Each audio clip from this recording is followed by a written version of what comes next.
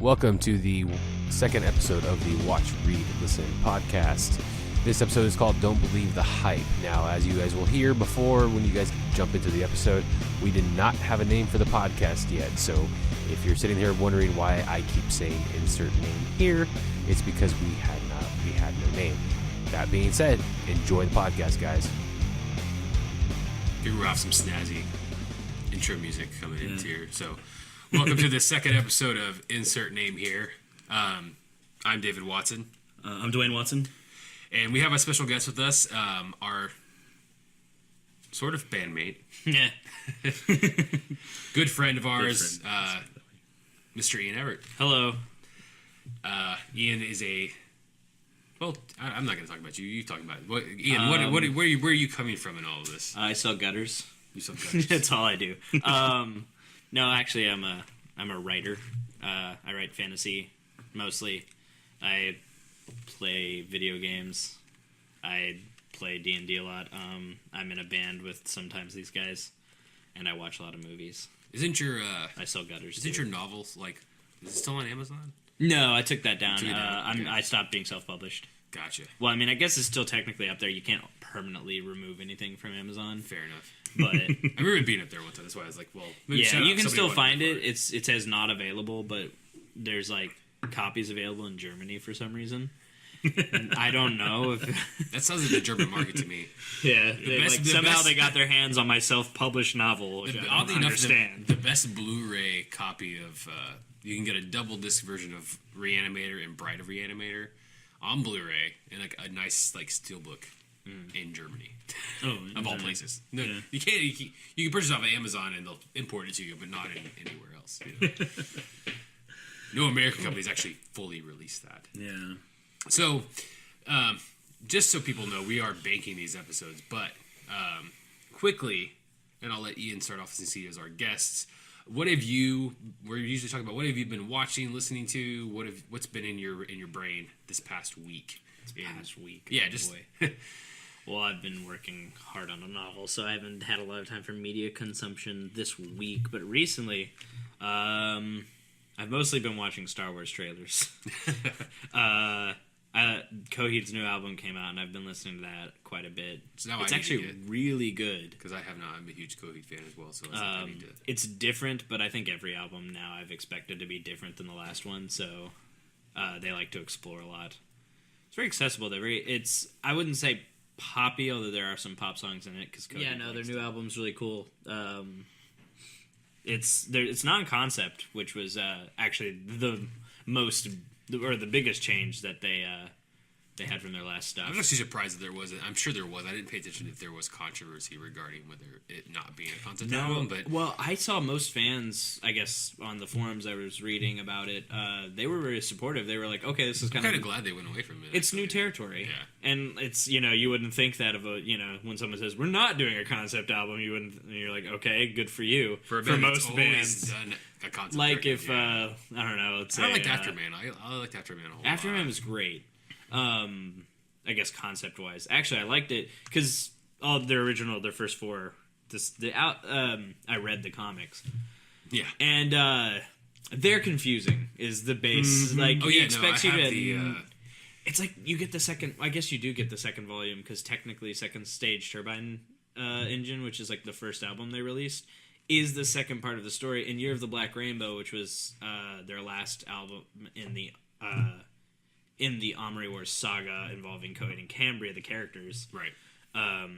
That was the first part of the story, which was released as the fifth album. Yeah. Many years later, like 10 years after they released their first one. I actually have the... Christina bought we have the big boom release of Second Stage Turbine Blade. And man, that was an album.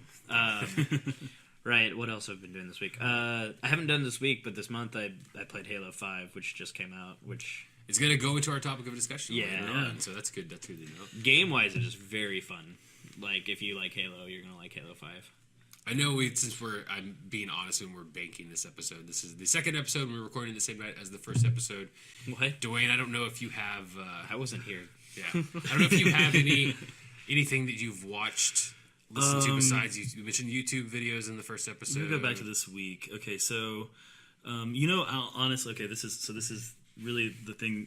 We've been kind of just wanting to watch something that's like we can just kind of zone out a little bit and just kind of watch it. And so Seinfeld, we are. I know. We started watching Seinfeld on Hulu in June, and we watched. We probably watched the first 4 seasons really quickly, and then we kind of slowed down a bit, and now we're in season 9. How many seasons? Which is the last one. Okay, 9 seasons. Okay, and it's like we just had some. I forget Seinfeld. I watch out of order. I mostly watch it in syndication, and then so you forget things about how it works. But that's been the big thing. Is seeing watch it late at night on the WB. Yeah, the WB. I remember seeing recently someone. I think it was on Reddit. They did it was a video of a guy who made a door sensor, and whenever you opened the door, the Seinfeld theme would play, or like not the theme, but like a random one of the random would play, and like clapping would sometimes come on, and like laughter. Yeah. Seinfeld to me goes hand in hand with like Conan, in that you would watch it really late at night. Yeah. So like Conan O'Brien, I think when we moved here to Houston when I was about 16, I still liked Conan O'Brien. He would play at like 1:30 in the morning, but usually there were Seinfeld episodes before that that I would watch. So. Yeah. So that's I'll say Seinfeld for this. So for me, I'll go in and I'm going to go into something that happened 2 or 3 weeks ago. I mentioned Deathgasm the last podcast. Definitely a recommend for me. It's on Amazon VOD. Support indie film. Good fun horror movie. I watched Cooties with Elijah Wood. That's an old and Lee Winnell. Written by Lee with Lee Winnell. Co-written by Lee Winnell. I forgot what Elijah Wood. That's the one with the kids, right? Yeah, the kids. Okay. Basically, that just come out. It came out a couple weeks ago. Okay. On VOD on Amazon. I went ahead and rented it. God, I want to watch that. And I enjoyed it. I've heard a lot of people complain about that it falls apart in the second half, and I'm sure to some degree I can see their points. I still thought it was a lot of fun. I mean, I thought it was a good. If a movie's gonna end, it might as well end in a million pieces. Yeah, because I enjoyed it overall. I thought everybody's performance was good. I heard some people complain about Elijah Wood's performance, but I enjoyed it. I bought it. He reminded me though a lot of people like us. He's a failed writer who has to move back to his hometown and work as a teacher. Ouch. And the sting is. I can't watch this movie anymore. So many reels. It's one of those things where it's like I bought him. He's great. He has an awkwardness to him that I buy. I mean that hurt me just hearing. Overall, so when are you gonna get a teaching degree? But yeah, right. I'm working on it. But it's good. I really enjoyed it. The actual to me the fun performance is. It's very small. It's Lee Winnell, the writer. People know him. He wrote the first 3 Saw movies and was the co-star of the first Saw movie as well. He's the guy in the room with Carrie Ellis. He plays this awkward science teacher who has this book called How to Have Conversations with People that he carries with him, and he's trying to talk about the weather and all these weird things. Yeah, but he doesn't know how to insert it into the conversations in the right way. Have you honestly though? Have you ever had a conversation with someone about the weather? That is such a common trope I've seen. I actually have. How's the weather today? Every single go look outside. But when you live in Texas, is when it literally so the other day, I was sitting outside, and it was mildly humid, and it literally went from 5 minutes from mildly humid to when that storm rolled through, right. And it went to super cold. Oh yeah. So I actually had a conversation with somebody about the weather. I had to go to work today on 4 hours of sleep, and it was freezing outside when I walked outside. Terrible. I felt like I was gonna fall over right there. But I mean, it's such a common trope. People are like, how's the weather? If you want to seem like a real human being. To be honest, this is the conversation I have when I talk to my father-in-law. We talk about the weather. And now the difference is my father-in-law is a rancher and a farmer. The weather really matters a lot. Yeah. So it's not like, the weather and I, driving in the weather. Or well, it's not that. It's part of his livelihood. Whenever I see it come up in a movie, though, it's 2 city slickers walking past you. Right. How's the weather? One of them, you expect one of them to look up seems all right to me. I guess. What I like about it in Cooties is it almost makes fun of that trope. That there's this guy who's so awkward in conversation that he's got a book about how to converse with people. Yeah, or converse. Converse. Yeah. Somebody's gonna get. I would carry a book that's the right around. word. Converse. I want to find a bunch of awkward books. I'm gonna start saying. Huge? Is it huge? Huge. The problem. There's a podcast, a great podcast called The Canon, in which somebody apparently has an issue with how Devin Faraci pronounces huge. He pronounces it. How does he pronounce it? I don't even remember. Is it huge? Huge. Huge with a Y. Huge. That's a huge thing. It's because he's from New York, so I buy it. It's like a with a I've never heard anybody like. There's another podcast I listen to called Killer POV where the co-host Elric Kane is from New Zealand and he says "known" instead of known. Known. No. Known. I don't know if that's a New Zealand Okay, where did he get that? Like, he grew up in New Zealand, so I don't know if he just says known. No, because that's what they say in New Zealand. I don't know. So. All right. But yeah, Cooties, I would definitely say check it out. Okay. I think it's one of those things where people are either going to like it or hate it. I thought it was a lot of fun. Wasn't what's the fat guy from Lost? I feel bad. Like, all right, hold on. If you ever fat guy from Lost, if you're listening to this podcast, I'm really sorry. I just described you like Hurley. That's what it is. I'm really sorry. He's Hurley. actually really funny. He plays like the guy who basically, I guess, he's like a security guard. He's like a stoner. Okay, yeah. Who sits in the van. Yeah, he's really good. Is his character? He just sits. Sits in a van. He actually provides an integral plot point because he just sits in the van. So. And Rainn Wilson's in it as well, which I always enjoy. Rainn Wilson. He's trying to play like an uber masculine like coach guy too. But I actually kind of buy him as that. Yeah, I can see that. If you follow it, it's just an extension of Dwight as a just without the glasses and not as like he's nerdy. More he's a little not as nerdy. He's a little bit more like almost what's his name? How the guy performed him in Napoleon Dynamite. The dude with the American pants. Oh, yeah. Very kind of like cocksure, sort of himself. See, whenever I see Rainn Wilson and things, I don't think Dwight. I think that really sad superhero movie. Mm-hmm. He was in Super. Like the only sad I've actually never seen it. It's so sad. It's a great movie. I don't want to see a sad superhero movie. I love James Gunn and I've never seen that movie. So. Yeah, I love it, but I wouldn't. I can't if you watch put it the again. word sad in front of superhero, I'm not interested. Yeah, that's true. Yeah. Okay, so we'll get to our main topic. So tonight we're going to talk about hype, movie hype, or hype in general, video game hype, book hype. Can hype take the enjoyment or the air out of something? Can things be overhyped? Can things be underhyped? Yes. What's the general consensus as far as hype goes? Like we'll talk about. We live in an age of Star Wars is getting ready to come out in a month. Yeah. The 7th Star Wars movie. It has been 10 years since the last Star Wars movie, which did not end on the greatest of notes. I think if anything deserves to be this hyped, though, it's probably Star Wars. As good as it looks, to me, that's the thing. Is like as good as it, like everything looks in that movie, and everybody seems in that movie. Like, I don't know. I think they went the right decision. Not like I think the problem with the prequels was they tried to go back and rely on names we were familiar with. Right. Okay. But in the new series, they're just trying to create new characters, and that leads me to believe, knowing the writers and the directors, that they're trying to actually create interesting characters rather than just Yes. I agree with that, though. Yeah. That's what I've This seen. character's called Obi-Wan. You should like him because his name is Obi-Wan. Yeah, exactly. Yeah. Now, admittedly, Ian McGregor brought a lot of charm to I love Obi-Wan, him. and he's probably the one redeeming feature. Oh, yes. Besides the fact those movies are terrible. Right. The sad thing is, like, I've seen Hayden Christensen and some other stuff, and he's not a bad actor. No. He's okay, but it's like... George Lucas is a terrible director. Yeah, exactly. They should have had someone specifically to direct You the nailed actors. it right on the head. Like, George Lucas is a terrible director. Like, that's why I think those movies literally every fault of the prequels could come down to George Lucas is a terrible director. Yeah. Because... And a writer. Yeah. I mean, that's all it comes down to. That's why when I heard J.J. Abrams was doing Star Wars, I was thinking, that is almost the perfect thing, to have an existing I've idea always universe. felt like that's what he wanted to do with Star Trek, but he got Star Trek first. Yeah, he wanted to do Star Wars. He wanted to do Star Wars. And that's why a lot of Star Trek fans, admittedly so, and I kind of can see their point, as a not a huge Star Trek fan, is that it felt like a Star Wars movie. Yeah. Which means, hey, also, John, how do you pronounce his last name? Boyega? John Boyega. Boyega. Yeah, John Boyega He is a awesome. great actor. Attack the Block is one of the most underseen and underrated movies. So, I think and I'm also... a lot of people should...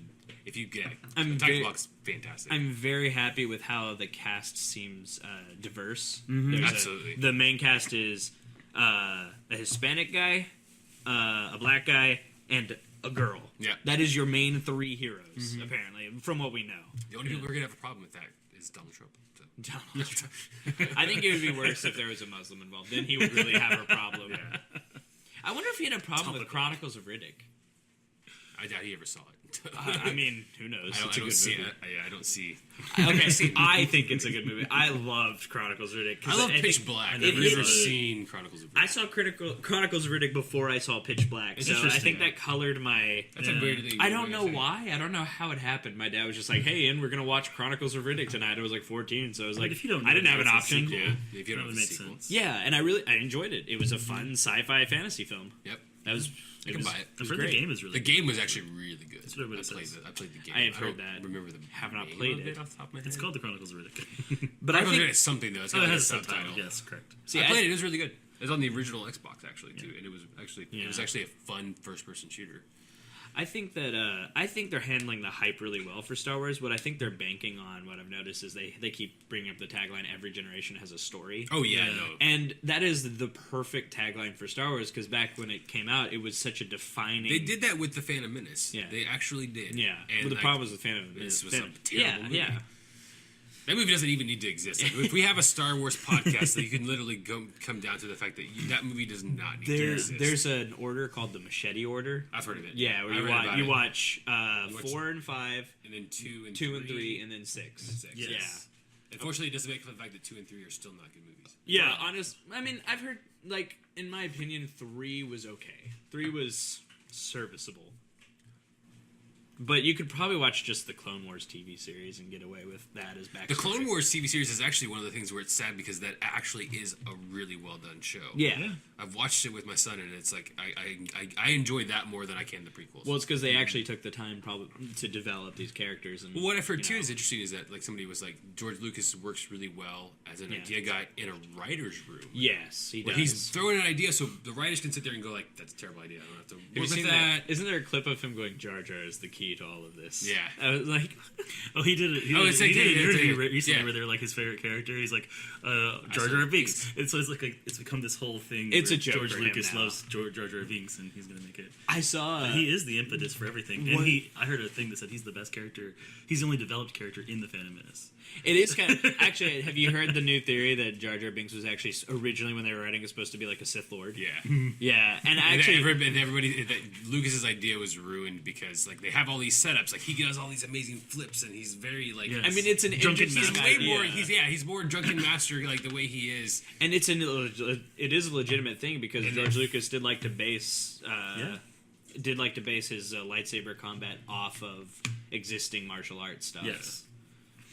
Like So then all- you go back and watch this movie, and nothing just makes it's just like this. Is, it's still a bad movie. you like yeah, Trade Federation and like Ugh. we're worried about trade. Yeah, politics the original. and- If you liked the original Star Wars trilogy, you know, with all the heroes, the romance, the good versus evil. Yeah. Here's And that cut- Trade Federation. And Yes. that goes Politics, into hype as well because galactic like, politics. I don't remember what you remember necessarily, but when I was in 1999, I was 18 years old.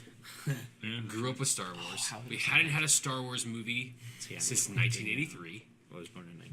So the last Star Wars movie came out when I was 2 years old. Wait, it was 1999. 1999 was when yeah. Phantom Menace came out. I was 7. Yeah, see, so you were 7. So okay. So that's probably why I like that. So movie imagine more than you it were deserved. You were the target demographic. I so was. imagine you were 7 years old. So like you're like okay.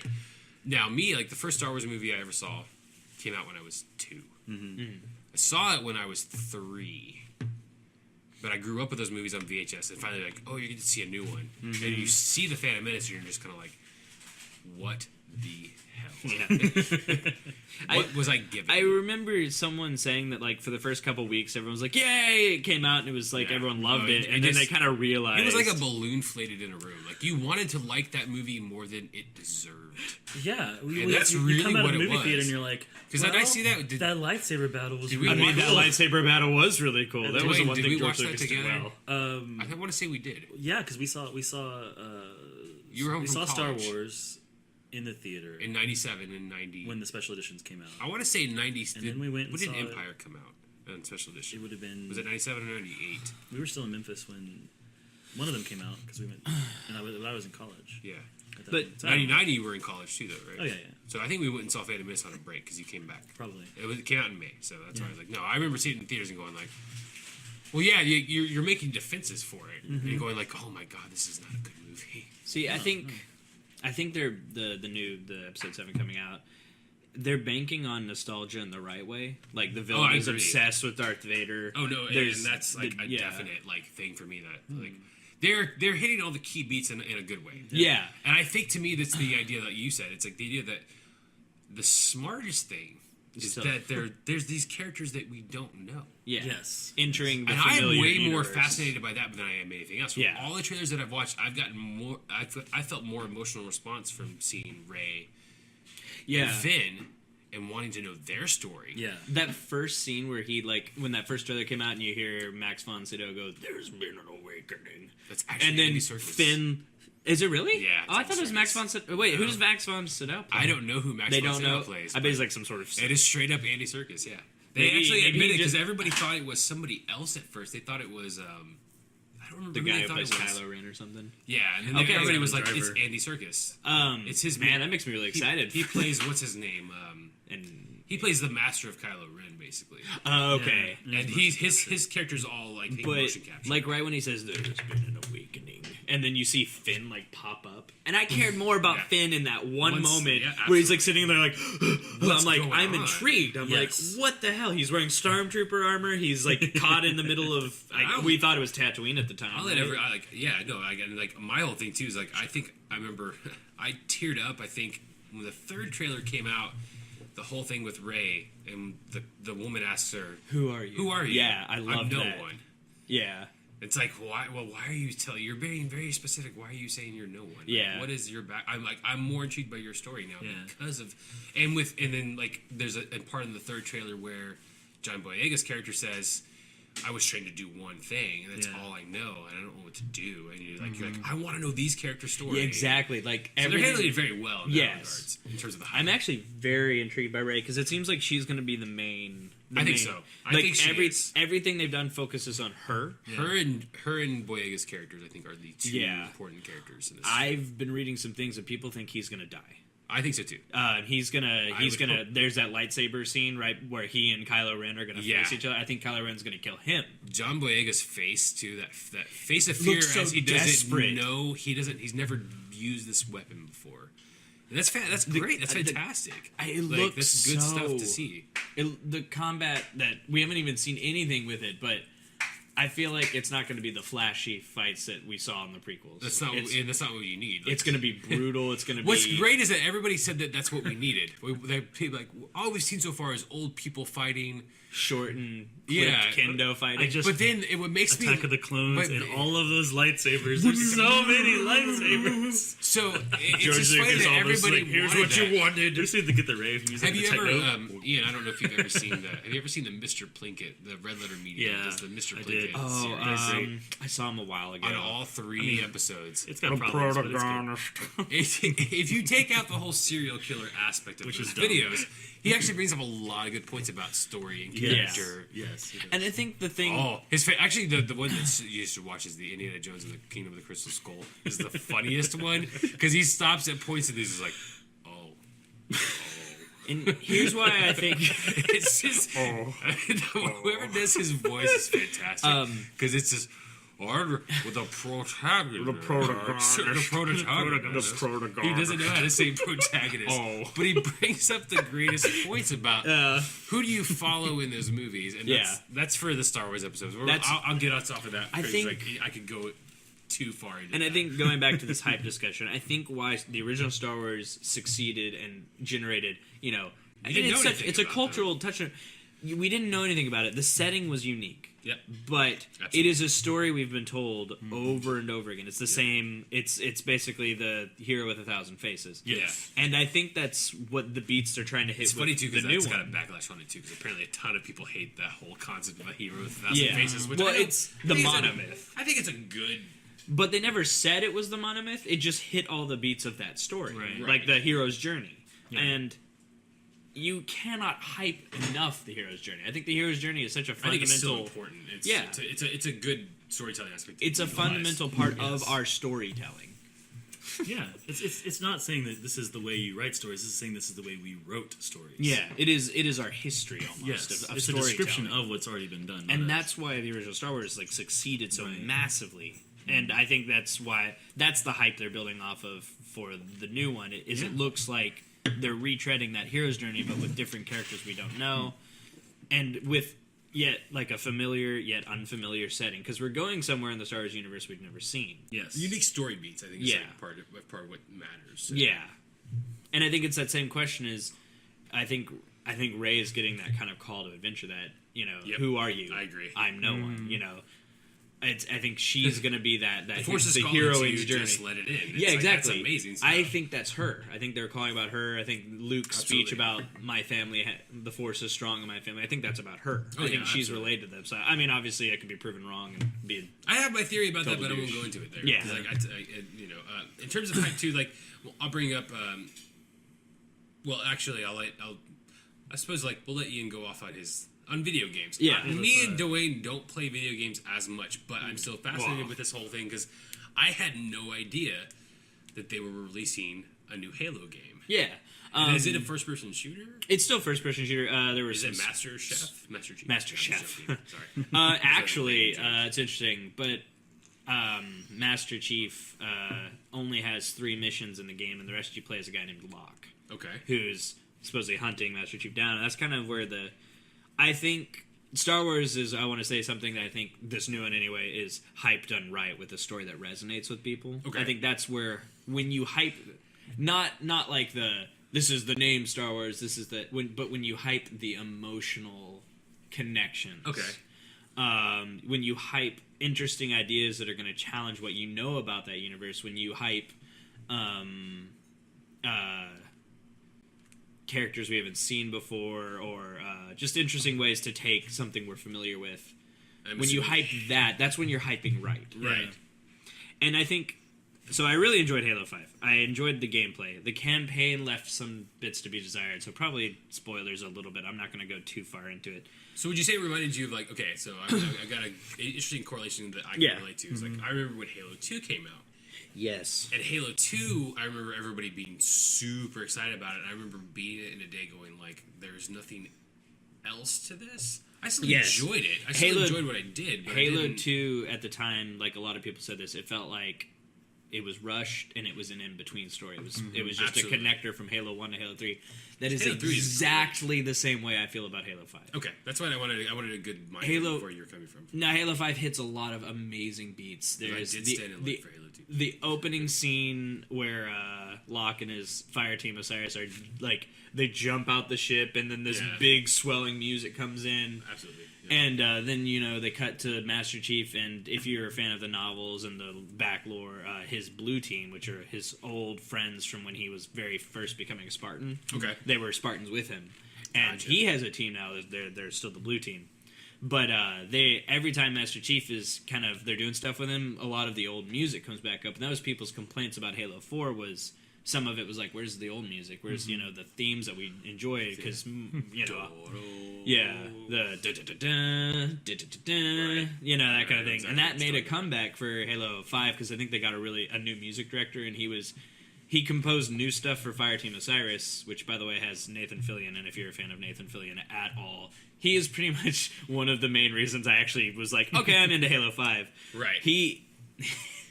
I will say this. I enjoyed Fireteam Osiris a lot because they quipped and they were funny and they were bantery, mostly because of Nathan Fillion. Nathan Fillion is such a great foil character to throw in. I don't think people remember, too, as a background voice in Halo 2, David Cross was in there. Was he really? Yeah. Oh, man. Go back and listen to the surprised he never... the first mission, and you can hear David. You'll sit there and you'll know it, and you'll go is that David Cross? Well, actually... and you're it is David Cross, and it's...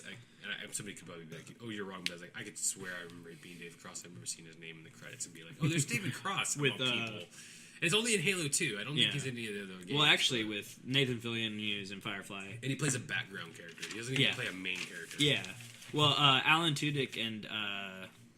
it's not Alec Baldwin. What's the guy's name? Adam Baldwin, right? Yeah, Adam Baldwin. Yeah, Adam... Not one of the Baldwin brothers. But he is a Baldwin. He's in Full Metal Jacket, Firefly. But Alan Tudyk and Adam Baldwin were also background voice actors. Nathan Fillion kind of connected them all together. That's kind of right. And then when Halo 3 ODST, which was their kind of detective noir kind of Halo story. I never played that. So I played Halo 3. It was supposed to be a stealthy kind of noir game, but it had that noir feeling because you were looking for clues and stuff in like a broken down city that the Covenant were all over, but you still had the basic same capabilities of a Spartan because the gameplay wouldn't be fun without it. But according to Bungie, I think they could have done something interesting with stealth and having encounters be more devastating. But But actually, Alan Tudyk and Adam Baldwin and Nathan Fillion all played major characters. Nathan Fillion's character Buck, who appears in Halo 5, is in Halo 3 ODST as an ODST trooper, and he's in Halo 5 as a Spartan now. Okay. Which there's a lot of lore as to why that's possible, which I'm not going to really delve into. But so the hype thing, though, Halo 5, when like all the stuff was coming out, they were really hyping up the loss of Cortana from Halo 4. Right, I remember that. A lot of the emotional, residency with Chief dealing with, am I a man or am I a machine? Mm-hmm. And then there was, him dealing with that, like, who am I serving and why am I doing this? Like, basically challenging Master Chief's, like, like we spent 3 games with him being just an unstoppable titan. He's going to finish this goal no matter what because it's right. It's what's for humanity. Right. And now he's dealing with a universe that is not that way anymore. It's not there's no desperate battle that needs his winning. Gotcha. There's only the kind of the slog of running interstellar, government. And then dealing with shady politics, dealing with stuff. And I thought that would have been really... I thought they were going to explore that more with... Like, there's a lot of stuff. Like, there was trailers of Chief being hunted down by Locke and them saying, hunt the truth. And, like... Interesting, yeah. Locke being kind of almost an antagonist to Master Chief, where he's, he's kind of calling into question Master Chief's legacy. Mm-hmm. Like, the legacy of the Spartans. And that was something that appeared in Halo 4, where they were talking to the lady, Dr. Halsey, who created the Spartans. Which game was at the end that he went into like hypersleep? That was Halo 3, and then they woke him up for Halo 4. See, I've never played that. Yeah, I never played Halo 4 either. Halo 4... I just wanted to make sure. Halo 4 was great story-wise going back to it. Okay. There was a great continuation. It was a great leaping off point. And the problem with Halo 5 is Halo 5 did not follow. Gotcha. Halo 5 made it seem like they were going to follow on this idea of Master Chief being caught in a universe that doesn't seem like it needs him anymore. Interesting. And that there were new Spartans arising, and that there were new stuff, and they were going to play on like kind of the same themes that you have with Star Wars is, familiar setting, the familiar faces, Master Chief, Cortana, and yet exploring unfamiliar ideas in that setting, and they were really hyping that up. They were really hyping up this conflict with Master Chief and against humanity. Even. I'd always be willing to I'd be willing to check it out if I can. Is it only on? I'm assuming it's only on Xbox One. Yeah, it's a good game, and the campaign was fun, but the campaign was not what they said it would be. Gotcha. And that's as far as I'm going to go with spoilers. There's like maybe 3 levels of hunt, and then everyone's like on the same page, Gotcha. and they kind of skip over. It feels like they cut out like 5 levels of material. They cut out story. From what they were advertising many months ago, back when they first released a teaser for Halo 5. It's almost like they got scared and they were like, "Well, if we linger too much on this, people are going to get uninterested." Yeah, I don't know why, because all their teasers looked amazing. Like they had ONI, which is the Office of Naval Intelligence, which is like their CIA. I played that game. Not been paying attention to video games. I played ONI back in the 90s. That was for all of the places that I Bungie's first subscribe games. to on my Facebook feed. I'm surprised. Like had no clue about Halo 5 coming out until it came out. I was following all the. That's where I was interested about the hype detail of that, because I literally was like, when you said that, and I was like, I had no idea it was going to come out until I think saw it pop up on my radar. Yeah. So I was almost like, that's interesting. I wonder if it was hyped among video games. So that brings up an interesting point. Yeah, it is. Did it not really break it to the mainstream, I wonder? Well, I think it did a little. It just depends on what mainstream you're watching, because I think there are different channels to mainstream. I know they had big old plastered like on walls and stuff, like Master Chief and Locke looking down at each other, and then there were commercials I saw on TV of them doing they have this scene where Master Chief is like running through a city and it's breaking down into rubble, and they're saying, Master Chief, our weapons have turned against us, that kind of thing. Yeah. And they're saying, Master Chief has been killed in action. That's our official story. Our unofficial story is you, Locke. And then they show Locke and they're like, you're gonna find him.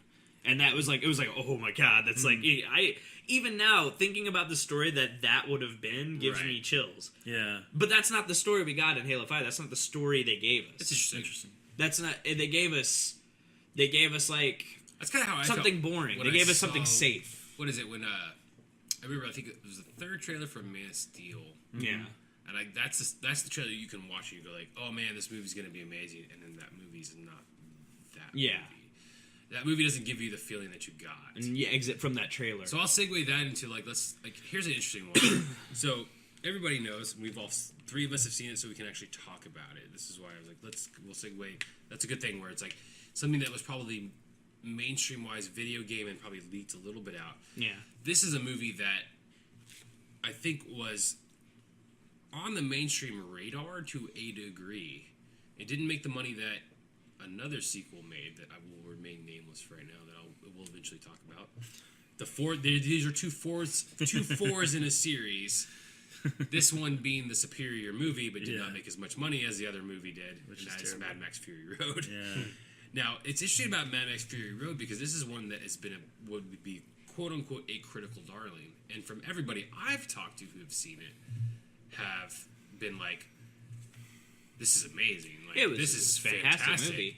And then you go onto the internet, as one does, as one probably shouldn't do, but and you start reading reviews of it, and you're going, right now. Literally the one so on Amazon I read a 1-star review. Yeah. I'm going to tell you the review because I memorized it. Their critique of the reason they gave it 1 star, one long car chase. Like that was the whole. Wasn't that like part of the trailers they were talking about it? Like they advertised everything and said, if you want a like a 2-hour-long car chase movie, this is your movie. And I was like, that sounds great to me. This is not a negative. This is not a negative, but somebody literally they gave it 1 star because it was a movie. I didn't actually see the hype for Mad Max. I saw some of the trailers. I'm getting shakings from Jen over there because she's like, "Oh crap, you just told me what the movie is. It's one long car chase." Spoilers. I'm sorry for the lack of spoiler warning. This is a movie. This is a one long car chase movie that develops its characters. Oh yeah, great. I mean, it gives you really good character development. And here's my thing too that actually bothers me because I've heard a lot of people make the argument that this isn't Max's movie, this is Furiosa's movie. I actually disagree because I think from the beginning we see Max, see Max try to escape. This whole thing happens. Well, Furiosa's plan is the plan. Yes. But her plan is executed because Max happens to be there. Yeah. Max is the main character. Furiosa is the protagonist. Right. That is the way. It's a weird. People can't understand that dynamic. Because Max is still integral to what's happening. Right. He's the narrative touch. Yeah. He's what brings us to the story. Right. Yes. I mean, you could tell Furiosa's story just on its own, and it would probably still be a really great movie. Really great. But there's an added dynamic with Max. We've almost. I think it actually enriches. I think it enriches both the characters to have each other to feed off of. Right. Well, I love the scene. The scene where Max is trying to shoot out the lights on that guy's thing, and he's wasted 2 bullets. They have 1 bullet left. Yep. And he's just like he sighs, and Furiosa switches places with him, and she gets it in one shot. And they don't even like. But here, and this is something I was telling Duane on the way here. We were talking about. I made this joke on Facebook a long time ago, but I actually think it's a very good way to sit there and see if somebody understands cinema by watching that movie. Yeah. Because I think that is the movie that you can really judge if somebody understands cinematic language, is whether they liked Mad Max Fury Road or not. Purely because if you took all the dialogue out of it, every single bit of it, so not a character is going to speak a line of exposition. You would still know from the beginning to the end what's going on. Yeah. I mean, it's very visually... Because I think the thing I pointed out to Duane, too, was like when Max gives the idea. Yeah. Think about that without dialogue. Max gives the idea to Furiosa about going back to the Citadel. You could play that without dialogue. You could. He points at the map. He's like points back, and she kind of gives that like, "Are you sure?" kind of look. It's all you can express that visually without a single line of dialogue. Yeah, that's true. And you get exactly what's going to happen. And I think it helped that the actors all involved were very good. They were good. They had good direction. Tom Hardy. But that's the whole Tom point. Hardy is very good at emoting with just his face. Mm-hmm. Well, I mean, that's why he was Bane. Yeah. He emoted with his eyes and eyebrows. The whole time. That's all you needed. Yeah. But I've heard a lot of people criticize it too, like they're just like, oh, this is Furiosa's movie, this isn't Max movie. It's like Max is still important in this movie. Yeah. I don't agree with the whole thing that it's Furiosa's movie. Furiosa is the protagonist, and you're absolutely right. Yeah. And this is partially her movie, but Max still is very much involved. Sure. He helps the thrust of the plot. Yeah. He doesn't just sit there and stand by idly. at all. And I think at any point at all, he stand by I love that he complicates things for them. Actually, no, I agree. Yeah, I love that. He's He's the the hero in the ass at the beginning. but He straight up is just like, he steals the truck. It goes on. She's like, I've got a kill switch on it, and he's just like, fine, we'll wait. I actually really liked. I think it's a very empowering film for women too, because you actually look at Max and the other main male character, Nux. Yeah. They are both like, brutal warrior men who are just trying to survive. At the start of the film, at the end of the film, they are completely different characters because of their interactions. It's funny that Max with these and women. Nux to me have every single one of them, but Nux especially has a great character arc. Yeah, he does. He actually he has a very and through not a lot of lines of dialogue, he's a follower of a Morton Joe. Yeah, he's one of these war boys. He's bought into this, and he actually has an arc by the end to where he does the heroic thing. Yeah. He realizes, despite what he's been taught his whole life, he realizes what's right. Yeah, and Furia, like that scene where they switch with the gun thing. There's no there's no line chewing about how she's a girl, she couldn't make the shot or something like that, where she has to prove herself. I made this joke. He hands her the gun, but she fires. When I told you before we started recording that I had watched this movie like 6 or 7 times, is because and every single time I noticed a new layer. And it's there. It's all character. Yeah. And it all informs the decisions that those characters make. Yeah. And I mean, it takes a 7-year-old director apparently in an action movie to do that. Well, they also brought in some very strong voices in feminism, I believe. When they were writer of the vagina monologues. Yeah, I do not remember. Well, she came in. Yeah, I'm so sorry. We're talking about empowering women, and we don't remember her name. That is so bad. But I also don't remember other consultants that are men for movies too. So I don't feel bad about it. It's an equal not caring or not knowing. But she came in and she did work with the girls about being sex workers, about what being not even just workers but sex slaves. Right. How they act, how they carry themselves. You don't have to be just defeated all the time. Some of you will be defiant. Others will actually want to be involved in this lifestyle and want to go back because it's comfortable. And I just liked that they didn't treat the women they didn't treat them with velvet gloves, but they also didn't try to make them strong female protagonists. Copyright. Right. They made them human. Well, with George R. R. Martin, they always asked him, how do you write such compelling female characters? Because he writes very compelling female characters, just in I don't want to say female. It sounds so clinical. Women characters in a universe that it's rapey. It is systematically against the advancement of women, and yet he has these brilliant characters that they're strong, they're flawed, they're weak. They're all over the place. Sansa is, people complain about her, but she is a very compelling, 14, 15-year-old girl stuck in a horrible situation. And on the other side of the universe, you have a 14, 15-year-old, other side of the world, 14, 15-year-old girl named Daenerys, who has become the mother of dragons, who has empires, bowing down to her. You have these two different characters in the same world. Yeah. And I believe his response was, I've always just believed women to be people. Yeah, he says it in that George R. R. Martin right people kind of thing. But I think that's a good point, because I think sometimes when you look at when you look at writing, there are people who will be like, well, this woman's gonna write this male character, this guy's gonna write these female characters, and it's just if you're writing people, then you're writing people. It doesn't matter. Yeah. What is it? I mean, gender is but one facet of that, and some people don't even care about their assigned gender. There are many characters that if you switch the gender, you wouldn't notice. Right. And I love that. I think that's important. And I think that's another thing that should be hyped. It's one of those things that stories that are important to people of all kinds. Yeah. I think that's one of those things that when you hype the right things, it's not over or underhyped. It's you're hyping what's important to us as people. Yeah. And I think that's why Star Wars hits those emotional beats. I think there's such a thing as mishyped, if we fall back on Man of Steel or Halo 5. Right. They hyped the story. They hyped the story we thought we were going to get, and we didn't. We got something close to that story, maybe resembling it, but not the story we thought.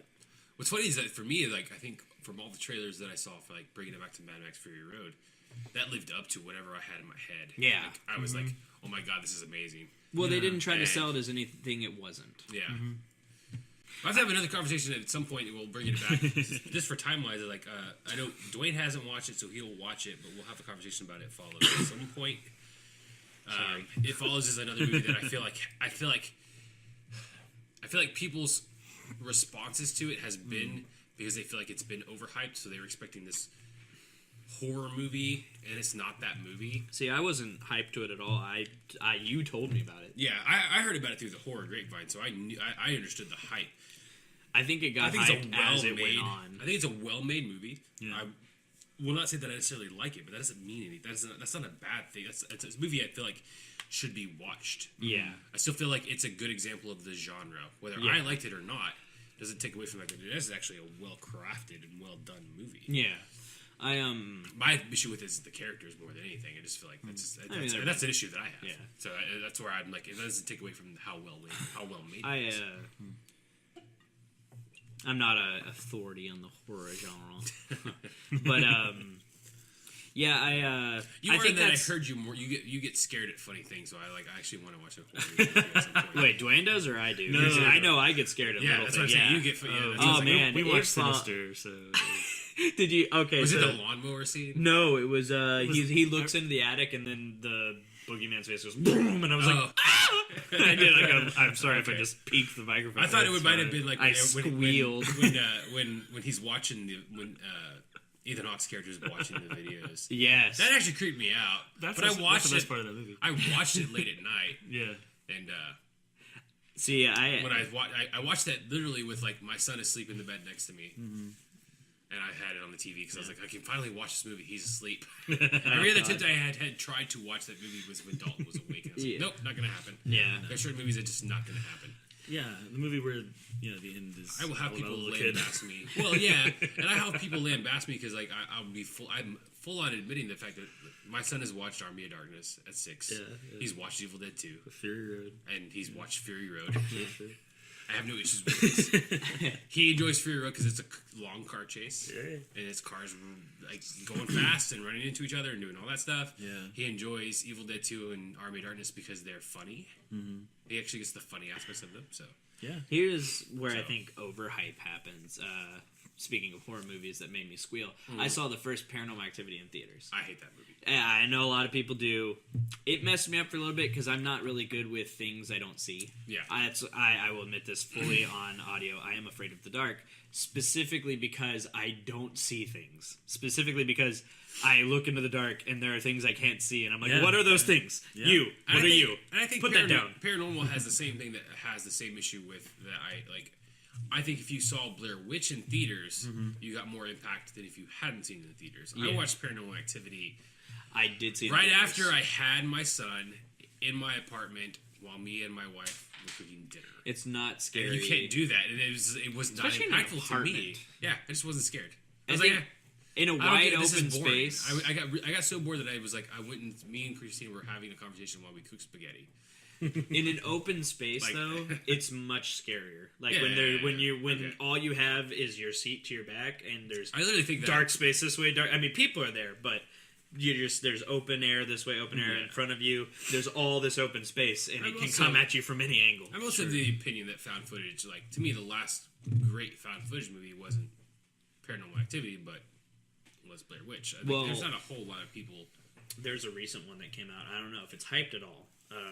Which I don't know if it pertains to our discussion. You tell me this, the Taking of Deborah Logan. Oh, that's a fantastic movie. Now that's a found footage. I will say sort of. That is a documentary style film. But that is shot in the exact way that I believe found footage movies. My issue with found footage movies is that most of the time it's people who are inexperienced with cameras running around. Why are you still filming this? If you're a filmmaker, especially an obsessive filmmaker, you're going to keep filming that, which is why those films work. The documentary styles. Well, the one that we saw was works because it's all security cameras and cameras that are set up. Did you watch? And he was searching for it. He's not running. He's not running with a camera going like, "Oh my God, what's going on?" Actually, if you have seen The Visit, M. Night Shyamalan's new movie. Yeah, I've heard mixed things about this. It is a good movie. If you go in not the kids' rap seems completely unappealing to me. Here, it was funny because at that point you're already kind of like in love with the kids because you've been with them the whole movie, and I was kind of smiling because I was like, all right, you've made it through the movie. You're with them here to where they've come out of the ordeal, and it's just kind of a funny, nice, and endearing moment. You laugh. it didn't. The rest of the movie is very tense. It's documentary style, so the girl's obsessed with getting something out of her grandparents for her mother. Gotcha. And that's why she's doing this documentary. That's why she's and also you're not even aware anything's wrong for the first couple, Yeah. It builds a lot slower. Like at first you're like, oh, old people being crazy, that's a thing, I guess, And then it's like maybe they're possessed, and then maybe it's like, oh, I'm not going to spoil anything. But I've actually read. I think that's the problem is if anyone other than M. Night Shyamalan had released The Visit, it would be very well received. Oh yeah.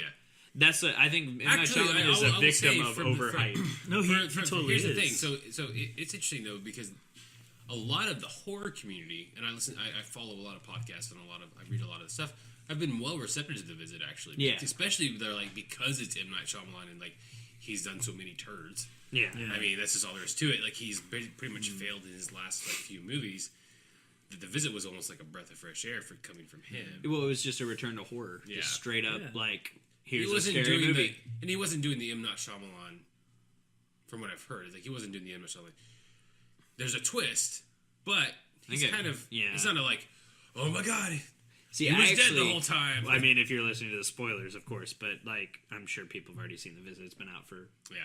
But if you haven't seen it, stop listening, go see it, and actually don't even go back and erase the memory you heard of him saying a twist, because I think saying there's a twist in it kind of ruins it almost. Because I wouldn't even say it's a twist. Well, yeah, it's well, I went in not even thinking that I totally forgot M. Night Shyamalan's reputation. I was thinking, oh, he released a movie. I bet the other ones are crap. But I've heard good things about this. Maybe it's going to be good. There's a twist. My brain would already be there. I wasn't there. That's the thing.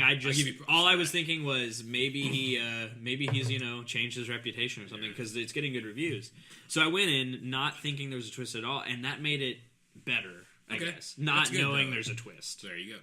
So if you are listening to this with a loved one who hasn't seen The Visit and are planning to, we can have a whole conversation just stop listening. About spoilers. Stop listening because I have a thing. Don't let them hear this part of the conversation.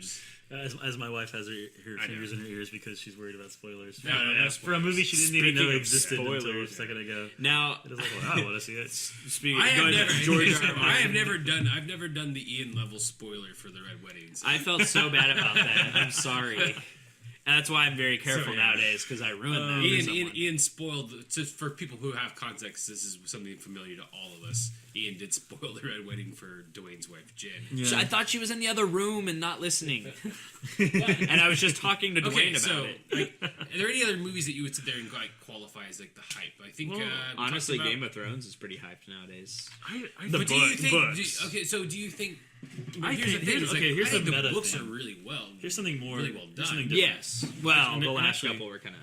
Well, actually, the book is something we can segue into this because I think that when we're talking about hype as we're talking about this, I'm realizing that if I've never heard of a thing like It Follows, overhyped for me, not at all. Mad Max Fury Road wasn't hyped for me at all. Yeah, right. Halo 5, I've never even knew was coming out, so obviously wasn't hyped for me. Which enters into an interesting thing where how how responsible is the individual consumer for the amount that something is overhyped for them. That's a very good point. Then let's bring up something that probably most people listening to this who are nerds and us are listening or like familiar with games. Anyway, Half-Life 3.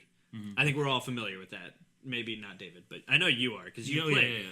You know that just invoking that. You say Half-Life 3, and we're like, oh my goch, it's gonna be amazing. Yeah, or like the common opinion nowadays is it cannot live up to the weight of the hype that has been placed on it. Because there is nothing in all of gaming or book I've read that has that weight on it that Half-Life 3 has. Well, actually, I think really that is where you look at Star Wars, maybe Game of Thrones, the Phantom Menace.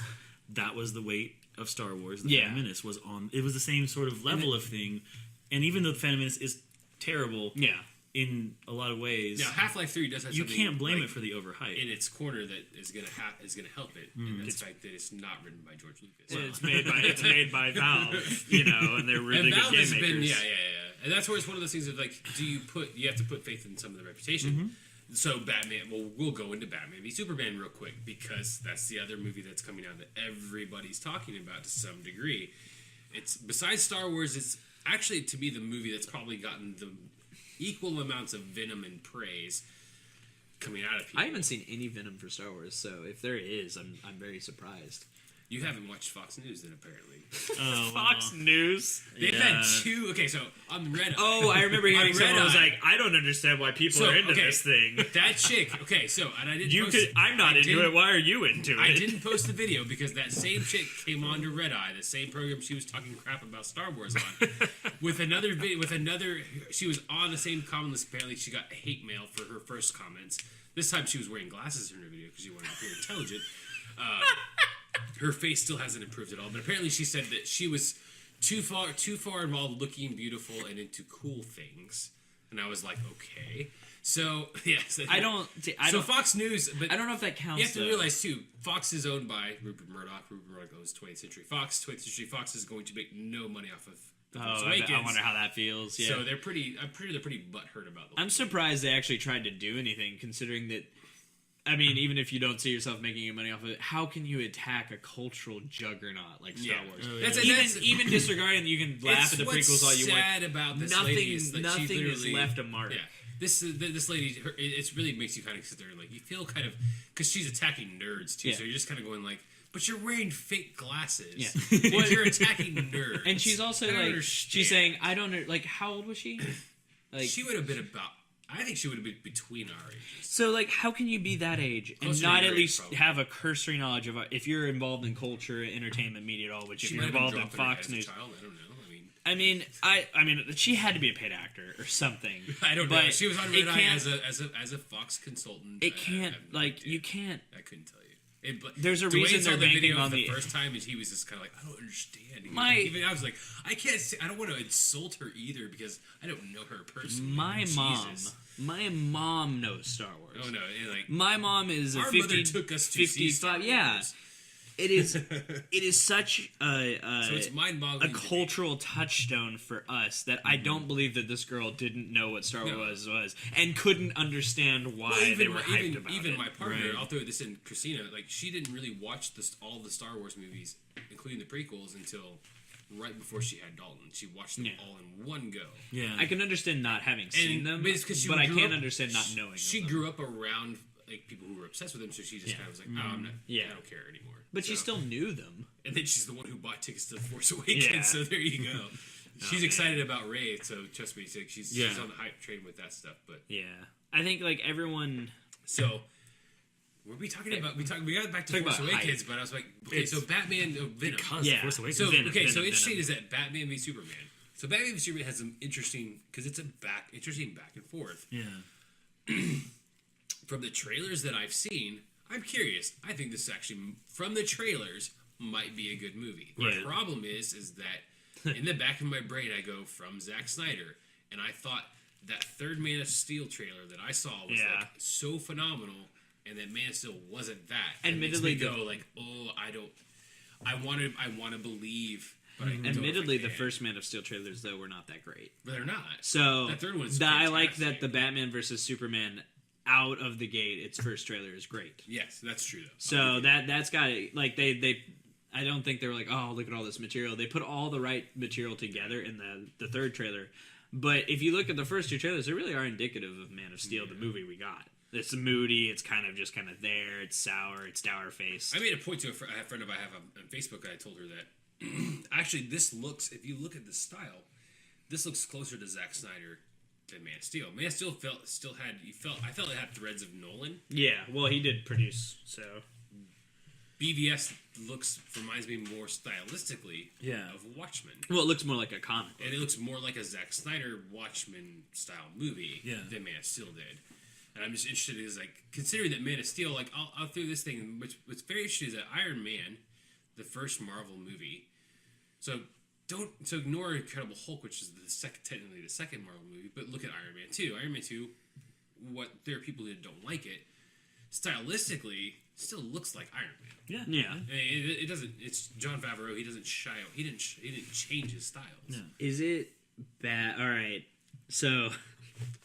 I actually like Iron Man 2 for the record. I don't think it's a terrible movie. I don't like Marvel films in general.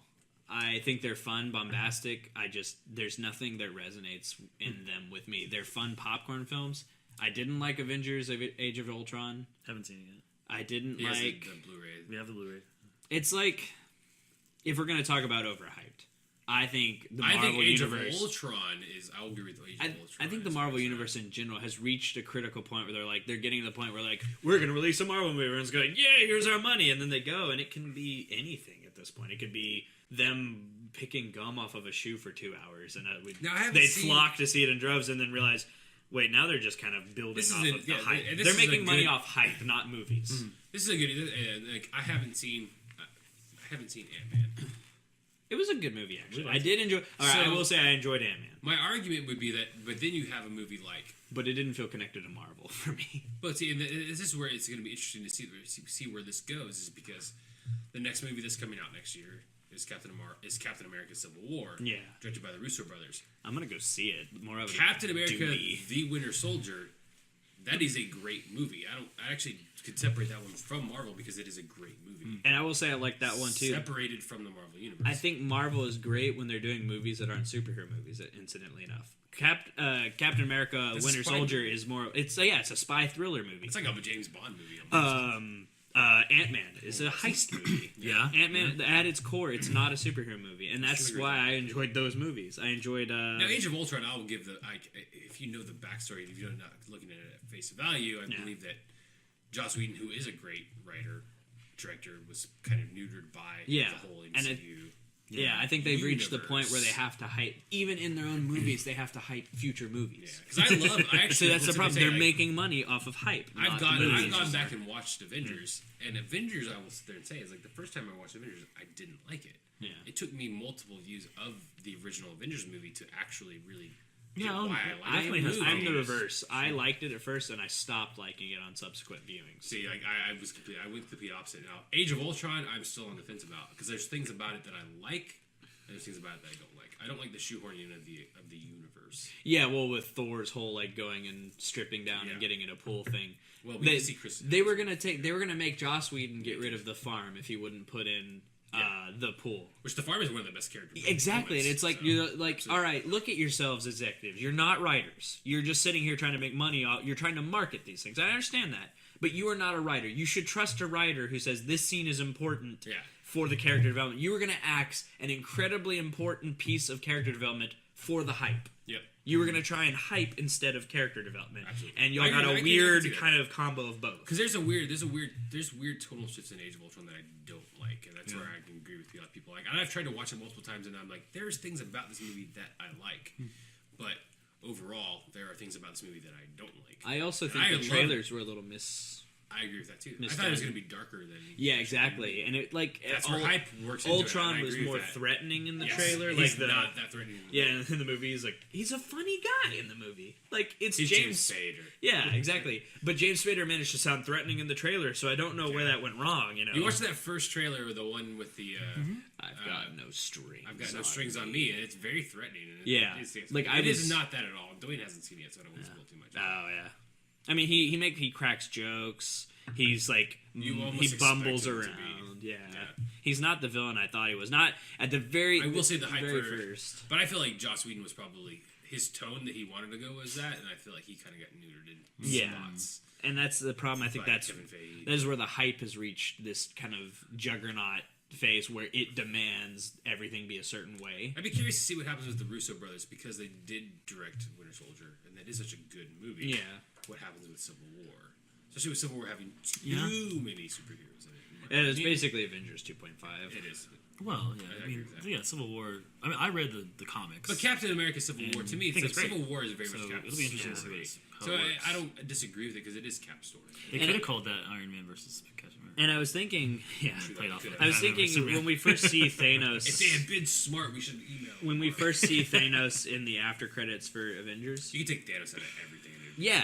I don't understand. Guardians of the Galaxy, maybe not take him out of that, but I understand him being in Guardians of the Galaxy, but in Avengers 1, he's there, and it makes all you get is that shot of him looking back and smiling, and it's like, oh yeah, you could cut Thanos out of everything except that is hype. Guardians of the Galaxy. They've been hyping him there's no substance to the hype though.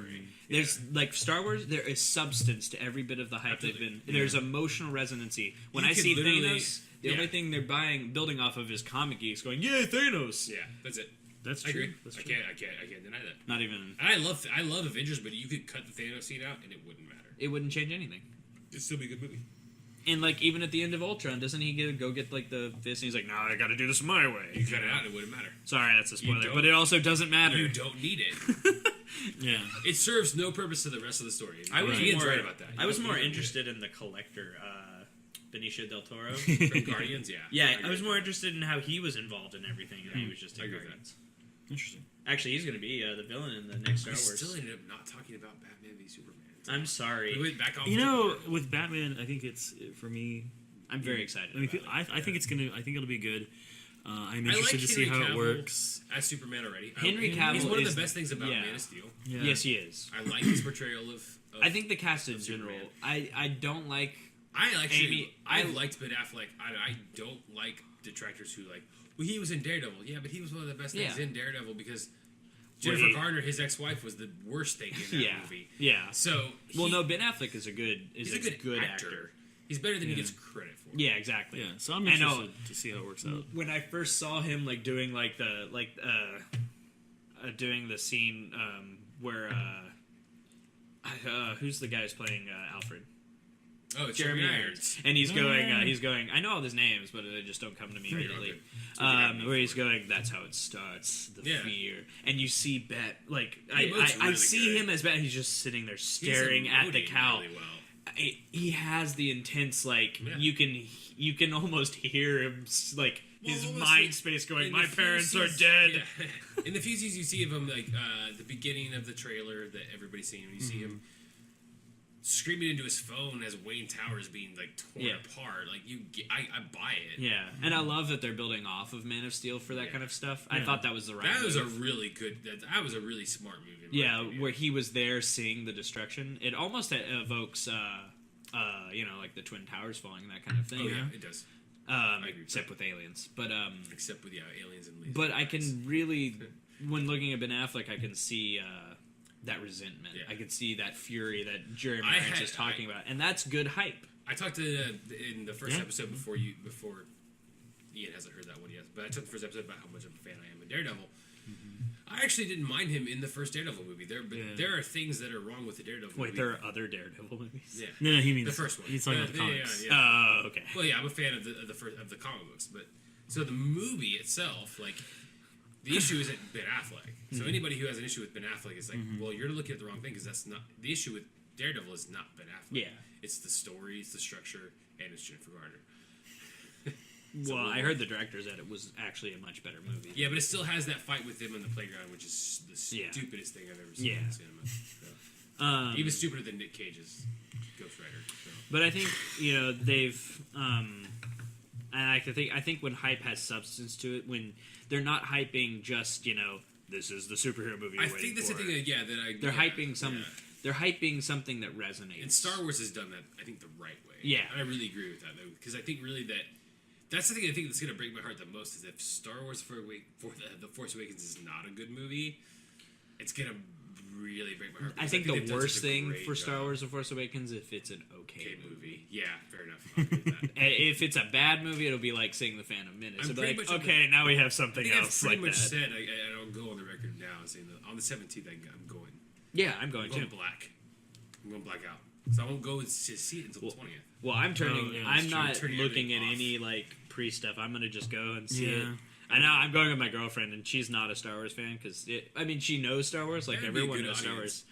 I'm interested to see how she reacts because she's only seen the prequels. Is that Elise? Yeah, Elise. I'd be curious to see. Actually, hi, Elise, if you're listening to this. We might actually need to have her on if we do the Force Awakens episode because like that would be just have her like. I would be interested to get somebody's response. She is too shy for that. For somebody who's seen just the prequels, we could have her in the background. She doesn't have to be on. We'll have you on. You'd be like, she could sit in the chair. I'm sorry, Elise, but we would be like, hey, what'd you think? And she'd be like, oh, it's good.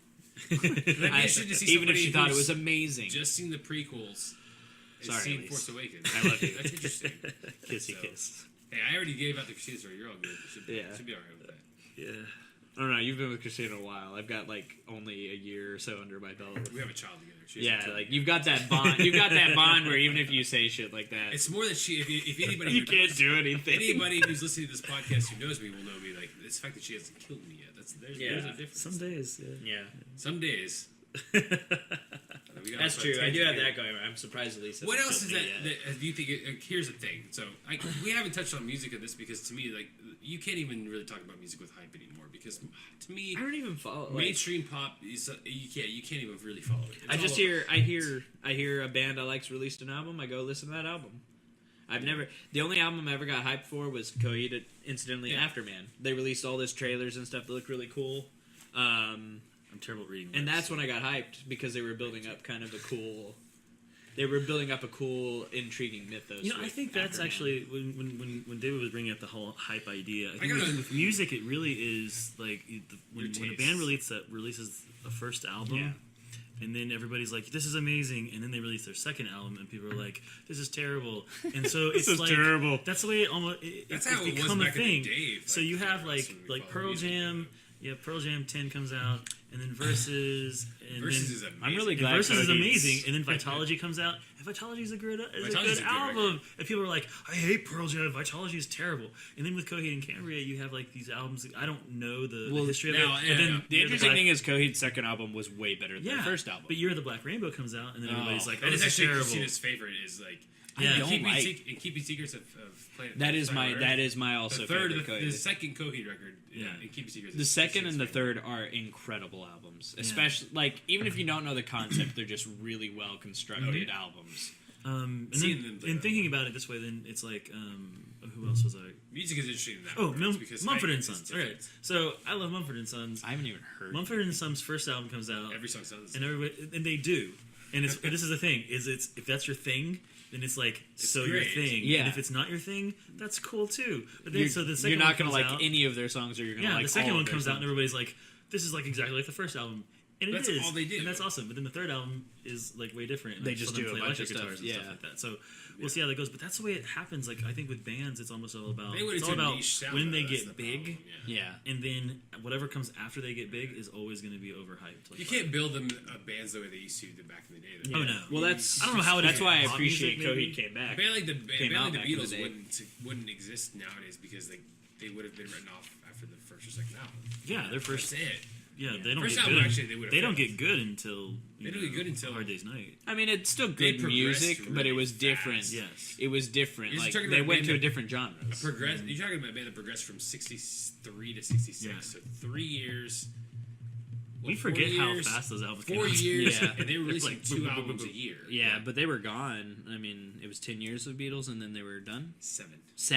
Oh, man. They were together as a band for longer than that, but 7 years of albums. So when did they come to the United States? 63 to 1970. I mean, when did they come to the United States, though? 63. 63, yeah, so 63 to 1970, that's it, in the United States. Now, they were together as a band for way longer than that. What year did... 7, like it 7 did, years. The Stones outlasted them longer than that, but the Beatles are still better. Oh, this is true. Why am I forgetting his name? We can't edit this part out. John Lennon? Yeah, John Lennon. Oh my God, I was thinking Elton John. I'm working out 4 hours. That's like you're all good. That's an alternate universe where Elton John was in the Beatles. Yeah, but they did write a song. He died in 80, right? 1980. Yeah, 10 years later, man. December 8th. That sucks. I mean, not that I like his music after the Beatles. I'm sorry, I'm a Paul McCartney fan after the Beatles. He's got some. Lennon has some good songs. McCartney has some good songs. That's how I look at it. Yeah, They never worked. I don't think that any of either 4 of them worked great without the others. Yeah. Well, I think Paul McCartney did the best work. Afterwards. Well, he was great at pop songs. Yeah. He was great. Maybe I'm Amazed is amazing. Yeah. Maybe I'm Amazed. Like I was. Band on the Run is a lot of fun. I think I said on the first episode that I was on a Bond kick. Live and Let Die. Oh, Live and Let Die. What a great song. Oh man, that is a good song. He did work with actually speaking of video games, Destiny the game. And speaking of overhyped games, if you've heard anything about Destiny, it was overhyped. Yeah, by a long shot. I mean, I never played it, but everybody was like, Destiny amazing, oh my god. See, I heard all the hype, and then I watched the inevitable crash and failure. And then I played it like a year or 2 later after it came out, and I was like, oh, this is fun. Right. Without, like, I'd forgotten the hype, I'd forgotten the crash and failure. I kind of had vague memories of it, but I was like, I'm just going to play this as a fun, interesting-looking shooter game with some nice aesthetics. And that's what it was. Yeah. And it delivered. Well, there you go. But I know that if you went in with the like, this is going to be Bungie's next killer, like this is going to be it. This is going to be huge. Right. This is going to be a game that involves millions of people. It involves their whole lives. It doesn't just involve the game. It involves them outside of the game, and everyone was talking about that. And then it was just a really grindy shooter with really good music because Marty O'Donnell is one of the best composers in video games working. But he's no longer with Bungie because Bungie's become a bunch of... Anyway. But yeah, like... Yeah. I've not paid attention to video game news in so long. I follow that. I follow Bungie because Bungie did a lot of good work with Halo. Oh, yes, of course. I think we determine if there's like cursing on this, but if they're assholes, they're assholes. Well, the problem is like... The problem is I think... They've changed as they become bigger and bigger and bigger. You start to think about the bottom line. I hadn't even thought about them in the longest time since I didn't evolve past a 360, so I don't even know. It's not a bad place to end things. Cool. 360. Awesome. The 360, I still have mine, and it's the only... I don't think I'm going to get an Xbox One anytime soon. I got one because my dad and I wanted to play Shadow of Mordor. Oh, that makes sense. Yeah. Anyway. All right. Cool. So I think we made it to that's the second episode. That's a long. How long is this episode? Actually, very long. We're at an hour 17. Wow, that's actually pretty short. I'll have to cut some stuff out. Yeah, well, it's actually going to be an hour long. Like I think majority podcasts we can probably go for longer. But man. So I think I've got to get to bed and go to work. Yeah, so do I. And so all right. So all right. Sort of official This was David Watson and Duane Watson and our special guest Ian Everett. And this is insert name here. Hopefully we will see you guys next week when we will have, I don't know who's going to be, if it's going to be a me and Duane episode. We shall see. All right. You guys take it easy, and we'll see you on the next show.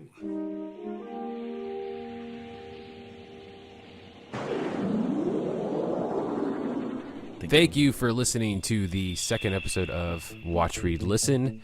Make sure to follow us on Twitter at WRL Podcast, or don't hesitate to send us an email letting us know your suggestions. We are watchreadlistenpodcast@gmail.com. Okay, and you can also search for us on Facebook. Search for Watch, Read, Listen Podcast, and you can like us there and share us with your friends. Also, we do have a watchreadlistenpodcast.blog. Is it Blogspot? Blogspot.com. Totally messed that one up. Yep. And we have watchreadlistenpodcast.tumblr.com. So make sure to check us out there. Any news, information, anything forthcoming. Hopefully we will start spamming you guys with more information. Thank you guys for listening. We will see you guys on the next episode.